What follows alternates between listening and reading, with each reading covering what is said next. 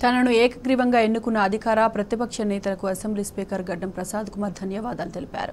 ప్రజలే కేంద్రంగా జరిగే చర్చల్లో పాల్గొని ఉన్నతమైన సూచనలు, సలహాలు ఎమ్మెల్యేలు ఇవ్వాలని స్పీకర్ గడ్డం ప్రసాద్ కుమార్ ఆకాంక్షించారు. సభాపతి పదవి అత్యంత సంక్లిష్టమైందని అన్నారు.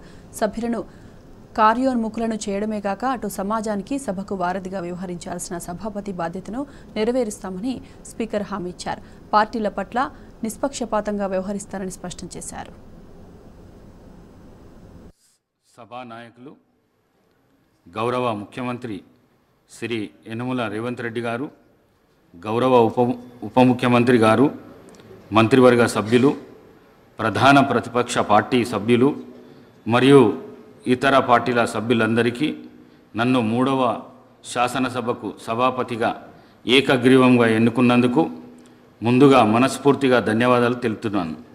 నాపై విశ్వాసం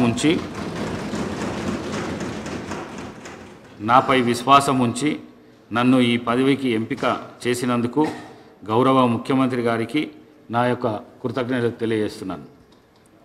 ప్రజాస్వామ్య దేవాలయంగా పరిగణించబడే ఈ శాసనసభలో ప్రజాస్వామ్య స్ఫూర్తి పెంపొందించే విధంగా ప్రజా సమస్యల పరిష్కారం దిశగా ప్రజల ఆశలు, ఆకాంక్షలు నెరవేరేలా చర్చలు జరుగుతాయని ఆశిస్తున్నాను. ప్రస్తుతం ఈ సభలో అనేక మంది అనుభవజ్ఞులైన సీనియర్ సభ్యులతో పాటు దాదాపు 57 మంది కొత్తగా ఎన్నికైన సభ్యులు ఉన్నారు. వీరిలో ఉన్నత విద్యావంతులు, సామాజిక సమస్యల పట్ల అవగాహన కలిగిన వారు ఎంతోమంది ఉన్నారు.